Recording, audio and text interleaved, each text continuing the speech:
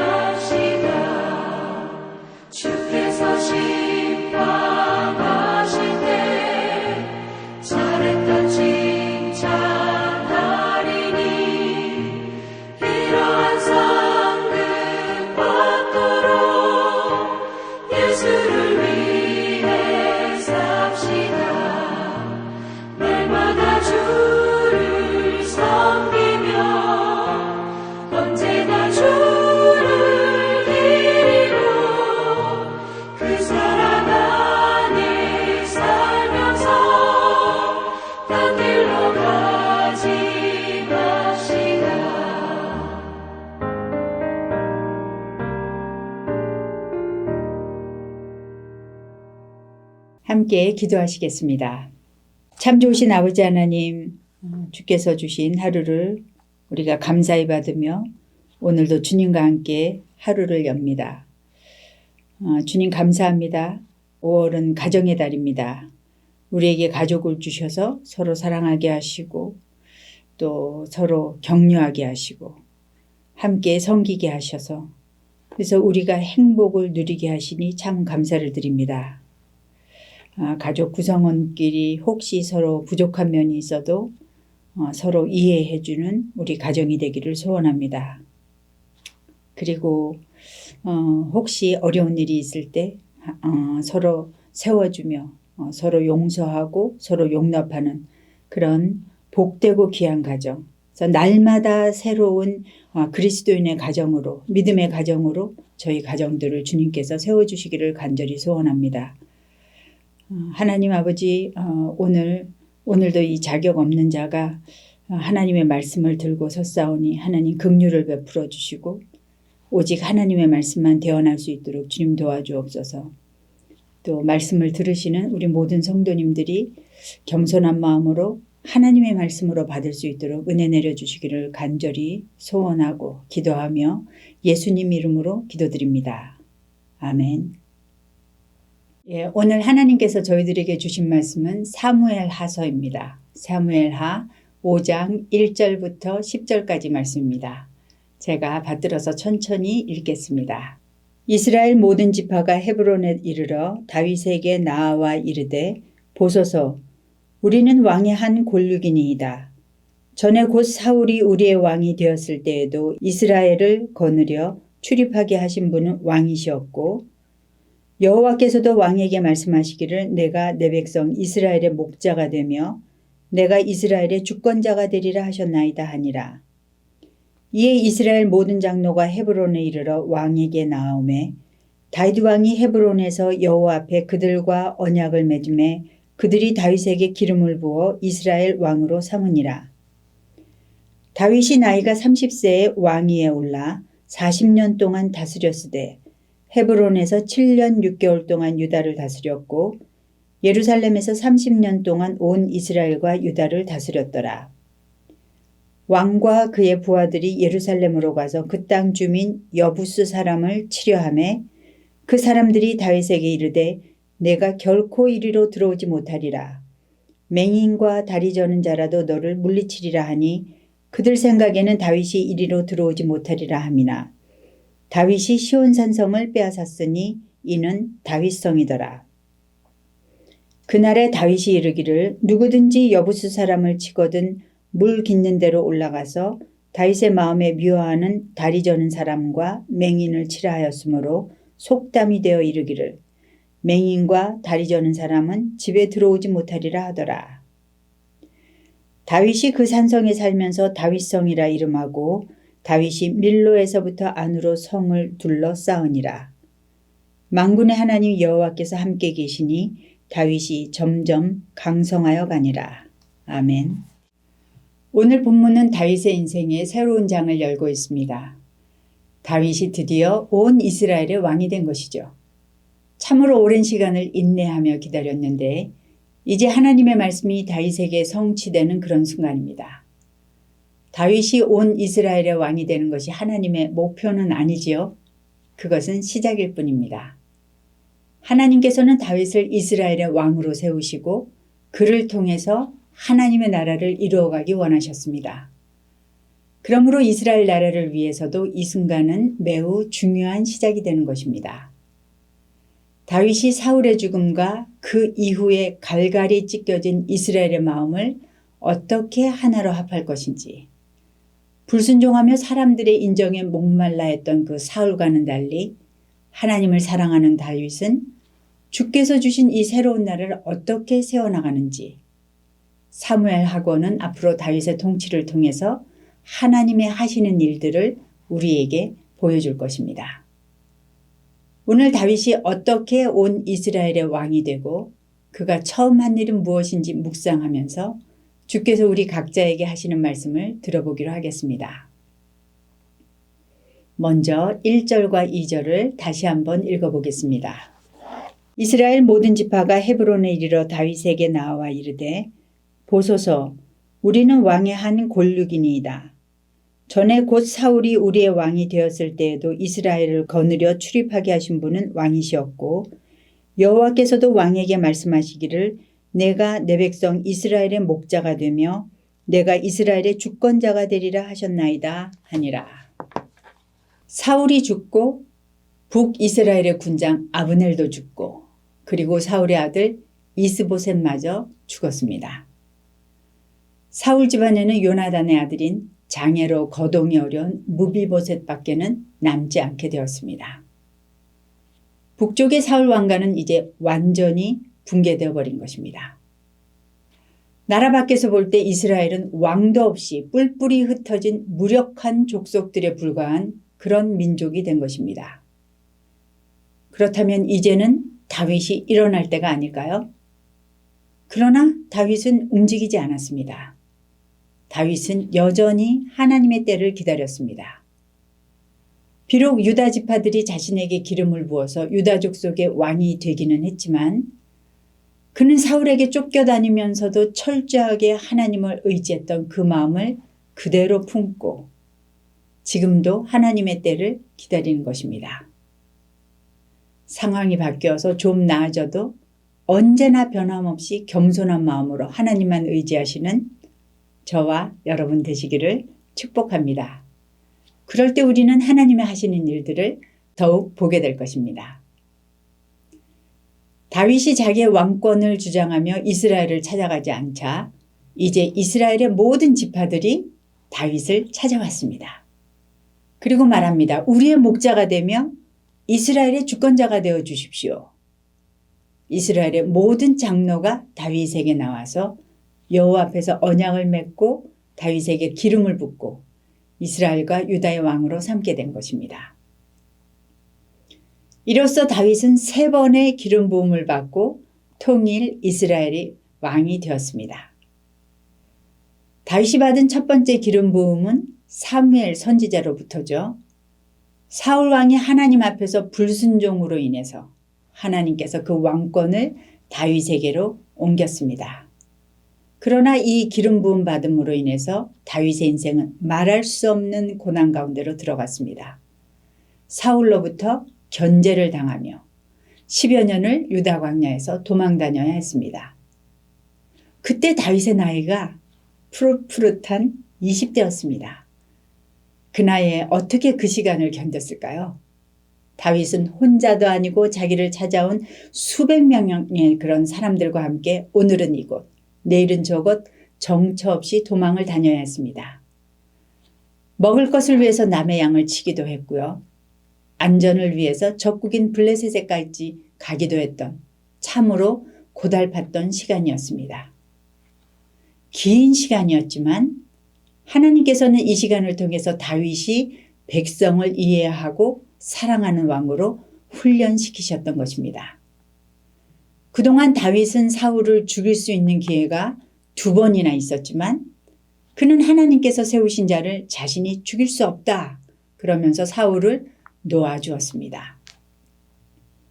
어쩌면 다윗의 이런 결단과 태도가 사람들의 마음에 남아서 남유다에서는 왕조가 바뀌는 일이 한 번도 안 일어나지 않았는지도 모르겠습니다. 다윗이 2번째 기름 부음 받은 것은 사울이 죽은 후 유다 헤브론으로 돌아왔을 때입니다. 유다 지도자들은 다윗에게 기름을 부어서 유다족 속의 왕으로 삼았지요. 저희가 2장에서 보았습니다. 그런데 이스보셋이 죽고 난 다음에도 다윗은 여전히 그 자리에 있습니다. 자신이 스스로 왕의 자리로 가지 않은 것입니다. 다윗은 자신이 하나님께서 기름 부으신 자라고 그렇게 밀고 나가지 않았습니다. 기다리고 또 기다렸습니다. 다윗이 기다린 것은 무엇일까요? 모든 백성들의 마음이 하나가 되는 것입니다. 그를 왕으로 인정할 때까지 다윗은 기다린 것입니다. 이스라엘은 이 지파와 지역주의가 매우 강한 민족입니다. 다윗은 뿌리 깊은 지파주의가 해소되는 것은 강제적으로 사람의 힘으로는 되지 않는다는 것을 잘 알고 있었습니다. 시간이 필요했습니다. 그가 조금 일찍 왕이 되는 것이 중요한 것이 아니라 이스라엘의 남과 북 모든 지파들이 다윗을 마음으로부터 왕으로 인정하고 그래서 온 민족이 하나가 되는 것이 더욱 중요하다는 것을 다윗은 알고 기다린 것입니다. 사실 다윗을 왕으로 삼고자 찾아온 그 장로들의 말과 같이 다윗은 이미 왕으로서의 모든 조건을 잘 갖춘 자였습니다.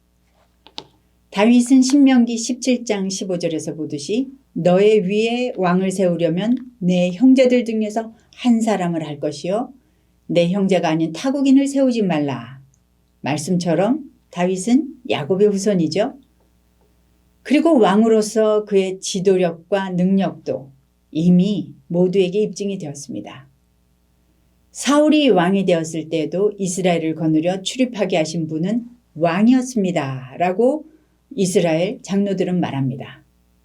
10여 년 전에 여인들이 사울이 죽인 자는 천천히요 다윗이 죽인 자는 만만이다 이렇게 노래함으로써 사울의 그 질투심을 건드려서 다윗을 견제한 거 아닙니까? 그리고 마지막으로 이스라엘의 왕으로 가장 중요한 자격은 하나님께서 택하셨다라는 것입니다. 금방 읽은 신명기 17장 15절에 보면 반드시 너의 하나님 여호와께서 택하신 자를 내 위에 왕으로 세울 것이다 라고 말하고 있습니다. 그것을 요나단도 아비가일도 그리고 온 이스라엘이 다 알고 있는 것입니다. 이스라엘과 유다가 다윗을 왕으로 인정하며 통합해야 하는 결정적인 근거인 것이죠. 다윗은 이렇게 그가 왕이 될 합당한 증거와 자격이 충분한데도 불구하고 하나님의 때가 이를 때까지 백성들의 마음이 하나가 될 때까지 인내하면서 기다리고 또 기다렸습니다. 우리는 어떻습니까? 여러분은 충분히 기다리시나요? 저는 좀 조급한 것 같습니다. 많은 경우에 우리는 하나님의 뜻을 알지 못해서 먼저 움직이죠. 그러나 하나님의 뜻을 알 때에도 기다리는 시간을 참지 못해서 먼저 움직입니다. 기다리는 것이 시간을 허비하는 것 같기도 하고 아무것도 하지 않는 것이 너무 무책임하게 느껴지기도 해서 그런 것 같습니다. 그러나 기다림이란 하나님 안에서 기다림이란 아무것도 하지 않는 것이 아닙니다. 기다림은 하나님을 향한 매우 적극적인 신뢰의 표현입니다. 하나님을 신뢰하기 때문에 하나님의 때가 가장 정확하다고 믿기 때문에 내가 먼저 움직이지 않는 것입니다. 주님의 때에 주님과 함께 움직이기 위해서 주님 앞에 집중하는 시간이 이 진정한 기다림인 것입니다.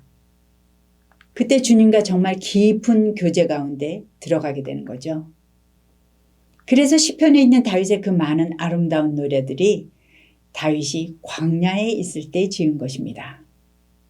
고난의 때에도 어려운 때에도 주님 의지하시면서 주님께 위로 받으시면서 잘 기다리시는 저와 여러분 되시기를 축복합니다. 이제 더 이상 사울의 집에서는 소망을 찾지 못한 이스라엘 모든 지파와 장로들은 한 마음이 되어서 다윗을 찾아왔습니다.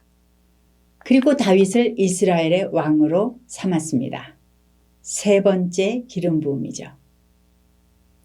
이스라엘과 다윗은 하나님 앞에서 언약을 맺었습니다. 언약의 내용은 잘 나와 있지 않지만 다윗은 그들에게 왕으로서의 역할을 다짐했을 것입니다.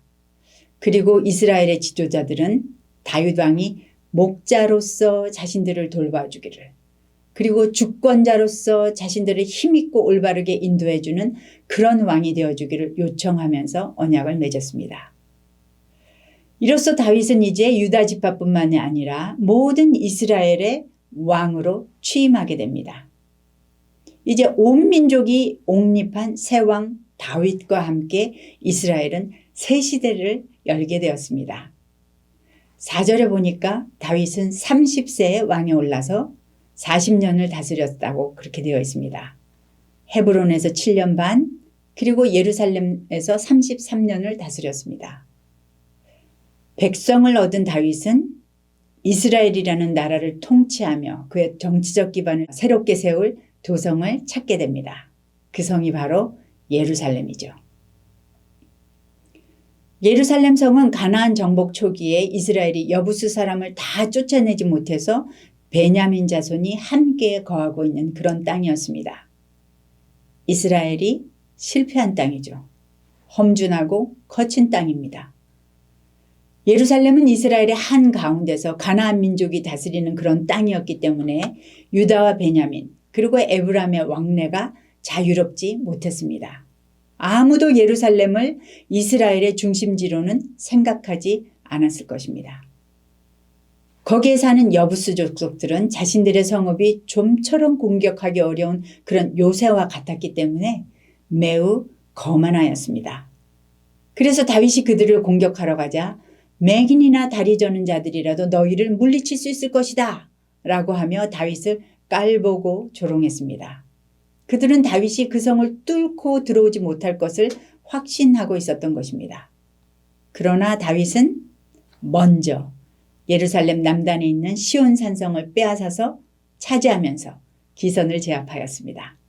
그리고 성의 수자원이 예루살렘 성 밖에 있는 것을 알아채고 도성과 연결되는 비밀 통로인 이 수문을 공격하여 도성 안으로 치고 들어가서 예루살렘을 점령하였습니다. 8장 상반절을 메시지 성경으로 읽어드리겠습니다. 그날 다윗은 여부스 사람을 이기려면 급수시설을 공략해야 하고 다윗이 미워하는 다리 저는 자와 눈먼 자도 반드시 쳐야 한다고 말했다. 그런데 6절에서 8절에 있는 다리 저는 자와 눈먼 자를 다윗이 미워했다라고 하는 내용은 이 학자들 사이에서도 해석이 좀 불분명합니다. 그런데 다윗은 후에 요나단의 아들 다리를 쓰지를 못하는 이 무비보셋을 돌봤다는 것을 우리는 잘 알고 있죠. 여하튼 난공불락의 이 천연 요새인 예루살렘을 점령한 다윗은 그 성을 다윗성이다 이렇게 이름 짓고 자신의 그 통치 기반으로 삼습니다. 예루살렘은 이스라엘의 중앙에 위치한 험준한 요새로 지리적으로나 정치적으로나 다윗이 새로운 나라를 이끌어가는데 매우 적합한 곳이었습니다. 다윗은 이곳에 언약궤를 가지고 오고 솔로몬은 이곳에 성전을 지으면서 예루살렘은 이스라엘의 종교적 중심지가 또한 되었습니다. 마지막 10절을 함께 읽어보겠습니다. 만군의 하나님 여호와께서 함께 계시니 다윗이 점점 강성하여 가니라. 예루살렘을 정복한 다윗은 점점 강성하여 갔는데 이것은 단지 강한 군사력이나 그 성체의 견고함만을 가리키는 말은 아닙니다. 히브리어로 점점 강성하여졌다라는 것은 할록 부가돌이라고 읽는데요. 메시지 성경은 이것을 더 큰 걸음과 더 넓은 포용으로 나아갔다. 그렇게 번역하고 있습니다. 다윗은 기름 부음을 받은 후에도 10년 이상을 도망자로 떠돌았죠. 헤브론에서도 제대로 왕의 행수를 할 수 없었던 그런 다윗이었습니다. 그러나 다윗은 그 세월을 수동적으로 체념하며 살지 않았습니다. 그는 자기 인생을 상처와 쓴뿌리들로 뒤범벅하지 않았던 것입니다. 비록 그의 인생은 위기와 갈등으로 뒤덮여 있었지만 그의 인생은 위축되거나 비루해지지 않았습니다. 오히려 그 모든 갈등과 어려운 환경들을 하나님께 맡기며 하나님 안에 거하는 아름답고 거룩한 삶으로 변화되어 나간 것을 우리는 발견하게 됩니다. 그것은 하나님께서 그와 함께 하셨기 때문입니다. 이제 하나님께서 그의 인생에서 약속들을 성취해 나가시니 그의 걸음걸이는 더 커지고 더 넓어지고 더욱 성숙하게 되었습니다. 하나님께서 그를 마음껏 쓰실 수 있도록 그의 가슴은 하나님을 향해 백성들을 향해 더욱 열려있게 된 것입니다. 주께서 맡겨주신 나라와 백성들을 위해서 성큼 힘있게 걸어가면서 하나님의 나라를 이루어가는 다윗을 우리는 만나게 됩니다. 하나님과 함께할 때 우리의 삶도 강성해집니다. 아버지를 닮아서 우리의 품은 넓어지고 포용하고 용서하고 나누는 그리스도인들이 됩니다. 그리고 그분을 의지함으로 믿음으로 담대하게 나가게 되는 것입니다. 오늘 우리 가운데서 하나님의 나라가 그렇게 임하기를 소원합니다. 다윗 왕국은 이 땅에 세워진 하나님의 나라의 본을 보여주고 있습니다. 하나님을 의지하고 시온산을 점령한 다윗은 하나님의 말씀을 따라 통치합니다.